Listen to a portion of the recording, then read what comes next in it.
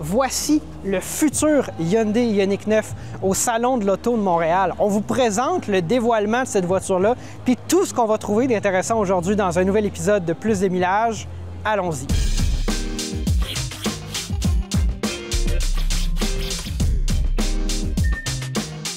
Aujourd'hui, vous présenter le nouveau Hyundai Ioniq 9 2026.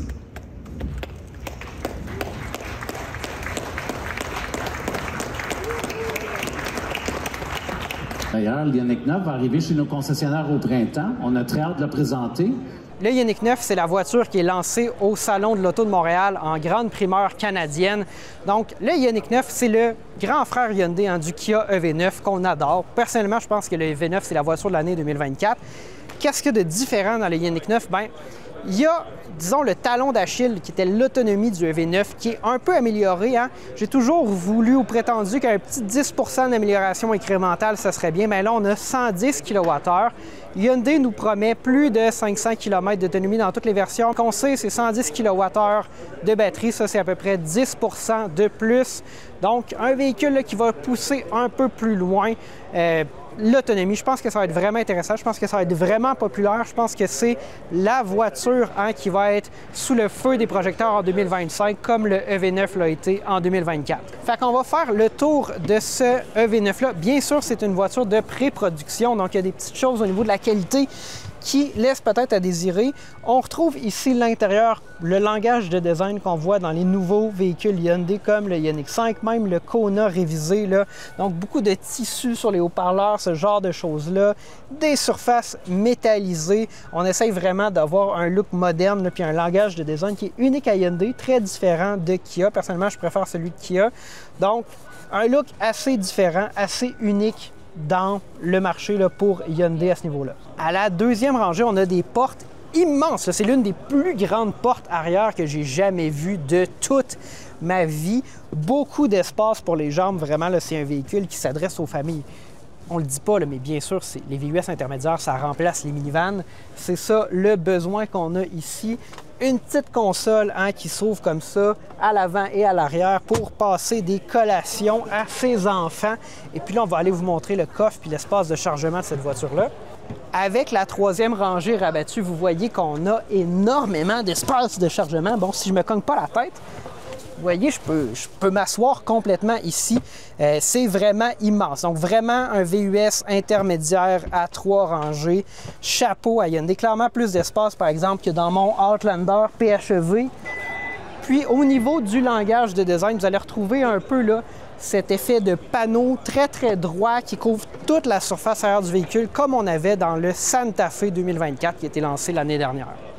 Pour ce qui est des spécifications du Ioniq 9, il y a des choses super importantes.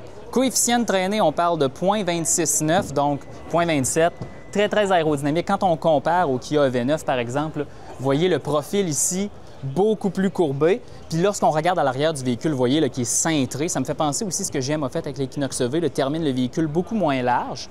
Très intéressant. Là, il y a quelque chose aussi que je veux aller voir.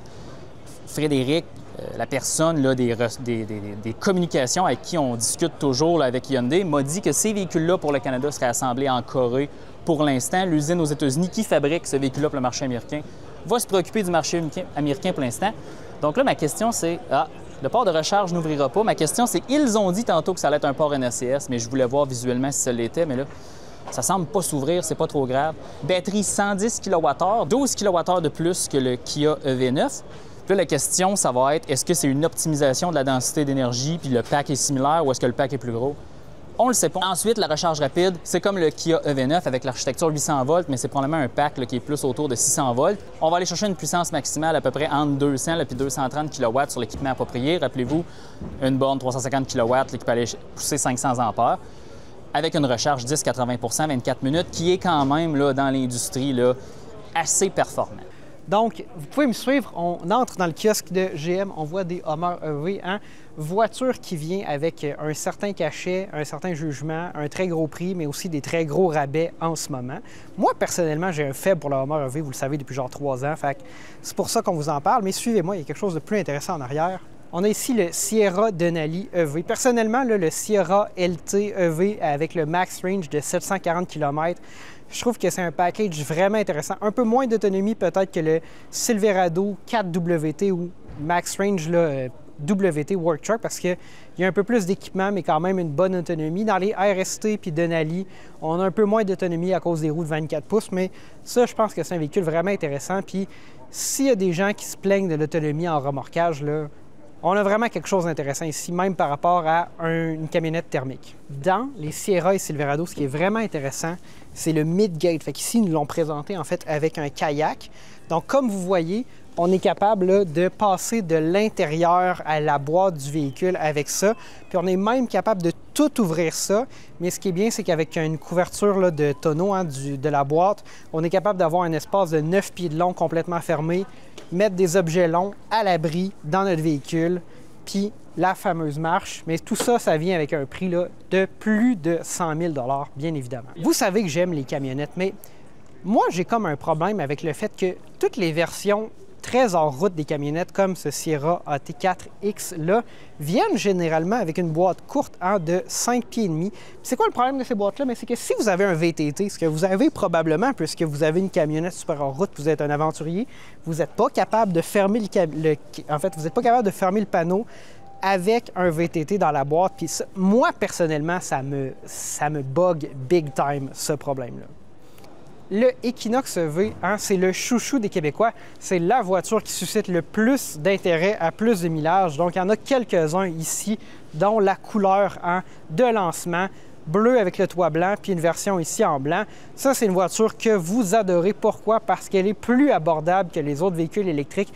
Et donc, dans le nouveau paradigme des subventions qui disparaissent, je pense que le Equinox EV va connaître un excellent succès. Puis en plus, il y en a en inventaire, fait que vous pouvez en acheter un demain matin si vous voulez. Le chaînon manquant du Maverick. Le Maverick, c'est une voiture très populaire dont la demande dépasse largement l'offre qui a été quand même limitée. Surtout dans la version hybride, bien là, en 2025, Ford arrive avec le chaînon manquant, le Saint Graal, le Maverick à traction intégrale hybride. Donc avant, on avait soit la traction intégrale avec un 2 litres turbo ou la version traction hybride qui était abordable au lancement, mais plus cher par la suite puis qu'on ne pouvait pas vraiment acheter. Bien là, je m'attends à ce que ça soit quand même disponible en hybride, super faible consommation, une camionnette qui répond vraiment aux besoins des gens qui travaillent, qui ne veulent pas dépenser 100 000 $. Donc ça, c'est vraiment intéressant. Chapeau à Ford de lancer enfin cette voiture-là qu'on attend depuis longtemps. Le Wagoneer S, c'est le VUS 100% électrique de Jeep. Il aime bien le comparer au modèle Y, quoique c'est une voiture assez dispendieuse. Moi, je m'attends à ce qu'il y ait des baisses de prix sur ce modèle-là dans les prochaines années. Est-ce que c'est bon? Est-ce que c'est pas bon? On ne l'a pas encore essayé. Il va falloir qu'on en essaie un pour vous le dire puis qu'on vous parle de la performance, de la recharge, de l'autonomie, ce genre de choses-là. C'est pas un véhicule qui m'excite beaucoup, mais si les prix baissent, ça pourrait devenir intéressant. Le Wagoneer nous donne l'impression d'un VUS qui a quand même beaucoup d'espace de coffre avec cette ligne de toit, mais ne vous méprenez pas. Tout ça, c'est du fake news. En fait, c'est un aileron. On donne une forme aérodynamique au véhicule pour avoir un peu plus d'autonomie, mais on n'a pas un coffre avec beaucoup de verticalité, malheureusement. Le Charger Daytona ici, donc vers le look, en fait, là, du Challenger que du Charger. C'est une voiture, un muscle car 100% électrique qui est lancé sur le marché là, en modèle 4-pack le plus puissant. 600 et quelques chevaux, 500 kW, c'est assez puissant. Ça coûte à peu près 80 000 $, mais on voit déjà des rabais là, pour les véhicules qui commencent tout juste à arriver chez les concessionnaires. Fait que s'il y a des bons rabais, ça pourrait être un compétiteur, en fait, au Tesla Model 3 Performance. On a plus de puissance dans cette voiture-là pour des prix similaires, peut-être potentiellement même moins chers. Derrière moi, il y a le nouveau Kia EV6, ou plutôt la version rafraîchie du Kia EV6 qui nous arrive en 2025 avec une batterie un peu plus grosse, 184 kWh, à peu près 10 % de plus. On s'attend à ce qu'il y ait le port NOCS là, sur le véhicule qui est derrière nous, comme le Ioniq 5 là, qui transitionne vers ce nouveau port-là qui est celui qu'on hérite de Tesla. Donc, c'est quand même bien de voir que Hyundai et Kia rafraîchissent leur offre de véhicules électriques et essaient de rester pertinents dans le marché, rester compétitifs. Donc, chapeau à Kia. On est maintenant devant le Cadillac Optiq. Ça, c'est la version Cadillac, en fait, du Equinox EV qui arrive avec jusqu'à 486 km d'autonomie. Fait que ça va être quand même un véhicule intéressant. Le Equinox EV, c'est une voiture que vous adorez. Bien, si vous voulez une touche de luxe de plus, Il y a le optique, ça commence à peu près à 67 000 $. Fait que c'est peut-être un peu plus dispendieux qu'un Equinox EV bien équipé, mais on a ça en livraison Cadillac. Là. Fait que ça, c'est un des véhicules qu'on voit pour la première fois ici à Montréal. Donc, évidemment, on a un intérieur plus luxueux avec un écran là, de 33 pouces, beaucoup de piano noir, de potentiel peut-être vraie ou fausse fibre de carbone. Fait que vraiment un intérieur Cadillac ici. Le miroir qui incorpore là, un écran avec une caméra à l'arrière, ça c'est une des choses que j'adore chez GM. Fait que vraiment un véhicule intéressant. Je ne sais pas si ça va être populaire. Dites-nous dans les commentaires ce que ça vous intéresse ou vous préférez là, le Equinox EV plus abordable. On est maintenant devant le V-Stick. Cadillac a beaucoup d'offres électriques là, qui dévoilent. Leur gamme commence à s'étendre après celle de Chevrolet. Donc le V-Stick, c'est l'équivalent du XT6 électrique. Donc ça va être un VUS pleine grandeur, 3 rangées électriques. Batterie de 102 kWh, donc il faut s'attendre à avoir un peu moins d'autonomie en fait, là, par exemple, qu'un Cadillac Lyriq, parce que c'est la même batterie dans un véhicule plus gros, mais on va vraiment venir chercher là, le marché des familles avec une 3e rangée fonctionnelle dans ce véhicule-là. On a bien hâte de l'essayer à plus de millage. On ne peut pas malheureusement aller à l'intérieur, c'est un véhicule de pré-production qu'on a ici. On vous en a parlé quelques fois à plus de millage. Depuis qu'il y a eu le changement des modèles chinois au modèle américain de Tesla, on a vu l'apparition d'un modèle longue autonomie à propulsion avec 584 km d'autonomie. Un véhicule qui est réellement capable de faire cette autonomie-là, c'est vraiment incroyable. Bien que ce soit plus cher, puis la disparition des subventions, c'est pas parfait. C'est un véhicule qui est beaucoup plus cher que l'était le modèle propulsion à autonomie standard qu'on avait jusqu'à récemment. Mais ça demeure là, vraiment une voiture. Quelqu'un ne peut pas se plaindre de manquer d'autonomie quand on a 584 km, 250 kW de recharge rapide. Ça, c'est vraiment une voiture pour la personne qui fait beaucoup de routes puis ne veut pas se poser de questions. Puis quand on charge, ça charge rapidement. C'est vraiment une offre très différente de celle des autres constructeurs. Peut-être juste le Ioniq 6 qui se compare jusqu'à un certain point, mais conduite autonome, vraiment, ça va plus loin avec Tesla. Le Tesla Cybertruck, c'est la première fois que vous voyez faire un topo là-dessus. C'est un véhicule polarisant, c'est un véhicule controversé, mais d'un point de vue technologique, c'est un tour de force, parce qu'il ne faut pas oublier que ce véhicule-là, essentiellement, sa structure, c'est 3 morceaux. Un méga moulage à l'avant, une batterie structurelle au milieu, puis un méga moulage à l'arrière. Il y a un peu plus de méga moulage que ça, mais en réalité, il y en a 3 qui font la structure.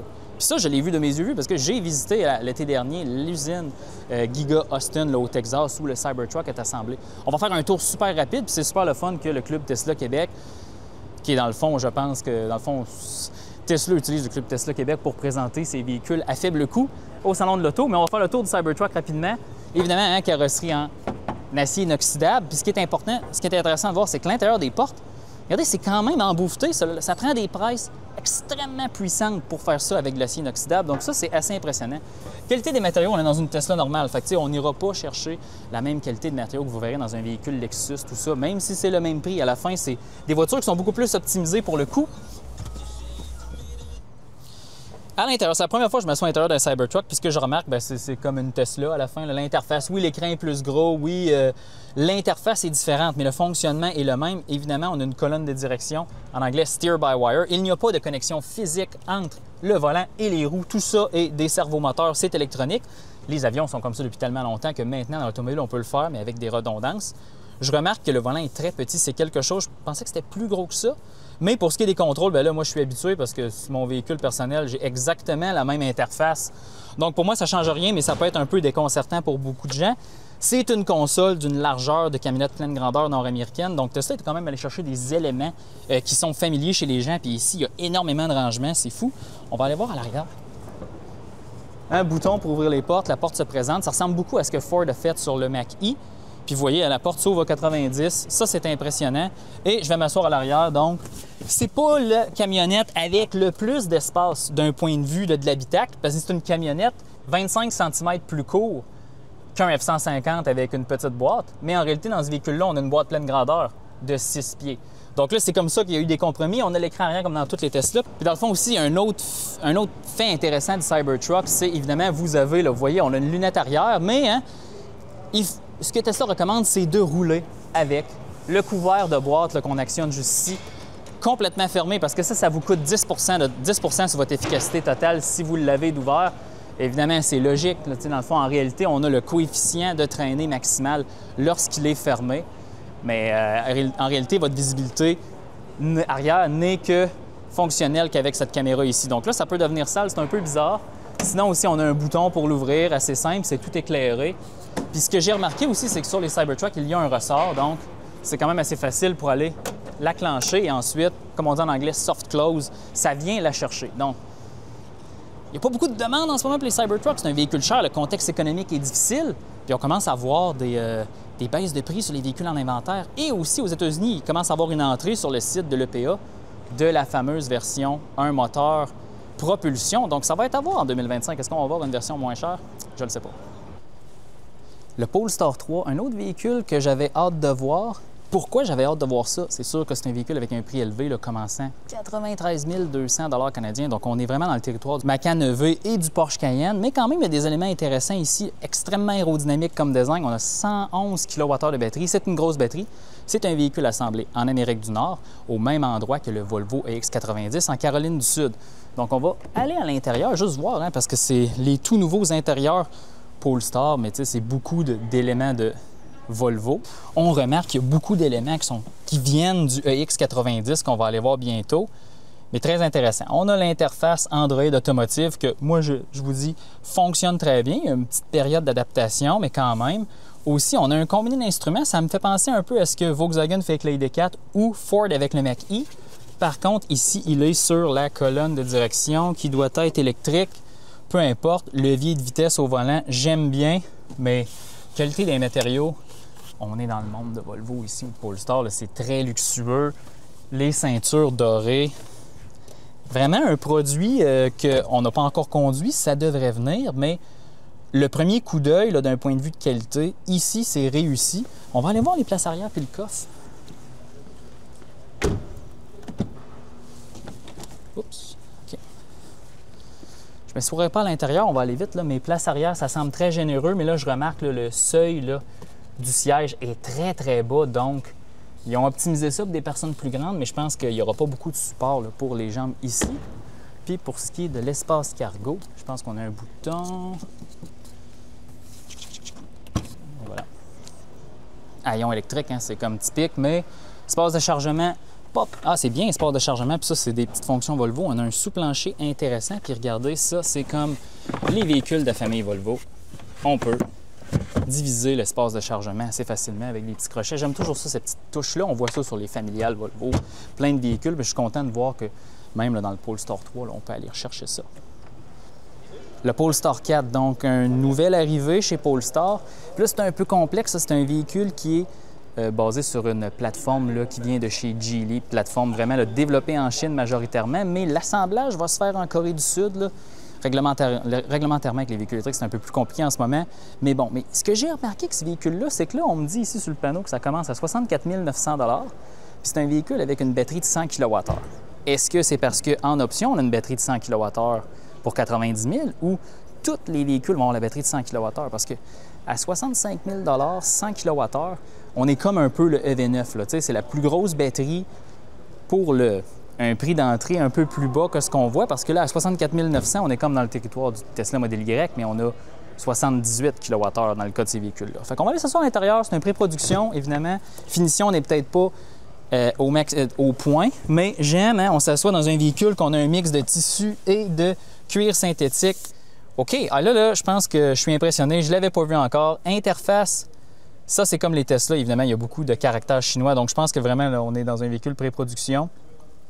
Mais très différent. Là, ici, on ne reprend pas d'éléments vraiment de chez Volvo, à part que ces petits composants-là. Mais impressionnant. Aussi, fait super important à mentionner, ces véhicules-là n'ont pas de lunettes arrière. Donc, c'est seulement un écran, une caméra. Puis là, on va voir ça de plus en plus. Mais tu sais, parler à des gens qui ont des Cybertruck, qui laissent leur couvert de boîte fermé, c'est majoritairement comme ça qu'ils opèrent leur véhicule. Donc, on va voir si on peut ouvrir le haillon pour voir l'espace à l'arrière. Je ne sais pas s'il y a un bouton. Il y a un bouton juste ici. Et voilà. Puis là, ça va être une surprise. Je ne l'ai jamais vu. Hein, c'est un liftback. C'est un véhicule assez bas, comme vous avez pu remarquer. C'est un multisegment. Mais, OK. Sous plancher, Gabriel, regarde ça. C'est très spacieux. Il y a de l'espace. Donc, quand même intéressant. J'ai hâte de voir le Polestar 4 évoluer sur les routes au Québec. Ça va être intéressant de voir aussi la performance de recharge rapide, la vraie autonomie, l'efficacité. C'est une architecture 400 volts. Je m'attendais à du 800. L'avenir nous le dira si c'est populaire. Le ID Buzz, c'est un véhicule qui est très attendu, hein, avec son look que tout le monde aime. Bien sûr, au niveau là, du prix, hein, c'est un véhicule quand même de 90 000 $ et 90, c'est aussi la taille de sa batterie utilisable environ en kWh. On parle d'à peu près 400 km d'autonomie annoncée, mais on pense que Volkswagen, 386 km d'autonomie annoncée, mais on croit que Volkswagen était assez conservateur, puis c'est un véhicule qui peut peut-être aller chercher un peu plus, ou du moins vraiment atteindre son autonomie. Donc, quand même intéressant, assez dispendieux. En même temps, Alexandre me rappelle que ça coûte à peu près le prix d'un Kia EV9 full équipe, donc avec tous les équipements. Est-ce que c'est vraiment trop cher? Peut-être pas. Je pense qu'on en a pour son argent. Il n'y a pas tant de gens qui ont l'argent d'en acheter un. Ceci étant dit, les gens qui en auront un vont se promener avec style parce que c'est vraiment un véhicule au look distinctif. À l'intérieur du ID Buzz, si on grimpe... Oh, le seuil quand même de plancher est assez élevé parce qu'on a une batterie là, qui est très volumineuse, très épaisse. Très aérien, beaucoup d'espace. Hein? Le pare-brise est très vertical, mais aussi tellement loin devant nous. Là, je vais peut-être reculer un peu plus que normalement, là, mais immensément d'espace, Alexandre. Mon chien Lancelot, un labrador, pourrait dormir là, sur le dash de la voiture. C'est vraiment exceptionnel. Je vais être curieux de voir si ces véhicules-là vont avoir une sorte de vie, hein, de van life dans le style des Westphalia de l'époque, ou si ça va demeurer des véhicules familiales pour les familles bien nanties. À l'arrière, on a une configuration ici à 6 places. Je crois qu'il y a 7 places aussi qui sont disponibles. Donc, beaucoup d'espace, énormément de dégagement pour la tête là, sous ce toit panoramique. Une troisième rangée définitivement utilisable pour des adultes. Donc, ça, bien sûr, hein, il y a très peu de minivans sur le marché, encore moins électriques. Donc, au moins, Volkswagen vient combler un segment de marché qui est très peu servi par les autres constructeurs. Nous sommes maintenant arrivés à notre conclusion de la visite du Salon de l'Auto de Montréal. On essaie de couvrir le plus de sujets possible, Alexandre, mais la réalité, c'est que la manière dont cette journée-là est structurée, en fait, on avait à peu près 1 heure pour se promener et faire ce qu'on voulait après le dévoilement du Ioniq 9.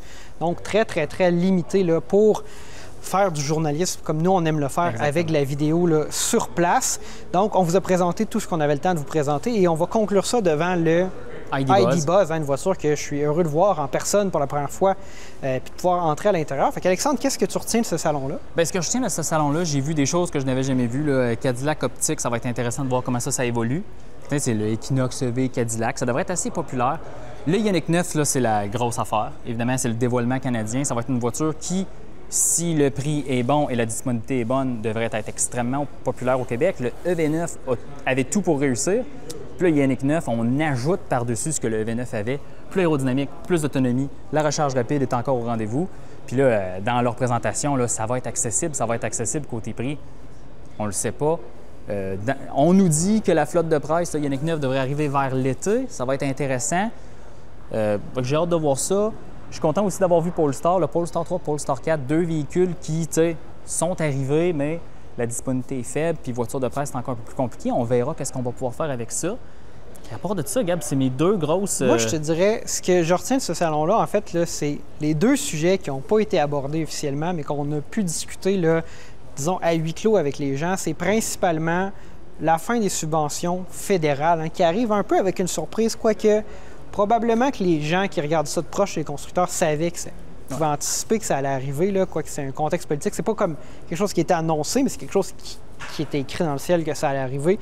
Ça crée beaucoup d'incertitudes et les constructeurs aimeraient ça avoir de la certitude. Qu'il y a des subventions ou pas de subventions, bien, c'est évidemment, ça les dérange, mais ils veulent pouvoir prévoir parce qu'ils ont commandé beaucoup de véhicules en fonction de ça. Et ce qu'on voit aussi, ce qu'on retient des différents constructeurs, c'est que les ventes de véhicules électriques, leurs ventes de véhicules électriques, que ce soit Toyota, Hyundai, c'est plus de 50 % des ventes canadiennes qui se font au Québec. Donc, premier sujet, hein, la fin des subventions, les changements de subventions. Deuxième sujet, c'est le contexte économique. Hein. Il y a eu l'inflation, le contexte économique est plus serré. On n'est pas nécessairement en récession au Canada, mais le PIB par habitant, lui, a diminué. Fait qu'essentiellement, les gens ont moins d'argent dans leur poche. Les véhicules sont devenus plus dispendieux. Et là, je pense que le marché va se tourner vers les véhicules un peu plus abordables. Et c'est pour ça que le Equinox EV connaît un tel succès au Québec. C'est pour ça que vous écoutez religieusement toutes les vidéos sur le Equinox EV qu'on fait à Plus de Millage. Donc, ça fait le tour de notre journée. J'espère que vous avez apprécié cette vidéo. N'hésitez pas à nous laisser un petit like, un commentaire surtout. Hein, avez-vous aimé cette petite visite? On va essayer d'en faire un peu plus, des salons de l'auto. Évidemment, là, on a fait beaucoup de réseautage aussi aujourd'hui, fait que c'était très, très intéressant. Chose mentionnée que vous n'avez pas vu sur la caméra, il y avait un Lucid Gravity de pré-production en haut. Véhicule que moi, je trouve assez intéressant. Là, je prends encore un peu de temps, Gab, parce qu'il y a une grosse batterie, 110-120 kWh dans l'espace de 78. Enfin, là, on commence à voir le début de ces technologies-là de batterie qui, c'est une batterie traditionnelle, elle est juste beaucoup plus dense, qui est 40 plus petite. Là, ça vient me chercher, ces choses-là. C'était pas sur caméra, il y avait énormément de monde. Peu importe, je voulais juste vous le mentionner. Et sinon, c'est pas mal ça. Like, commentaire, abonnez-vous. Et voilà. Espérons que vous avez aimé. On se laisse là-dessus.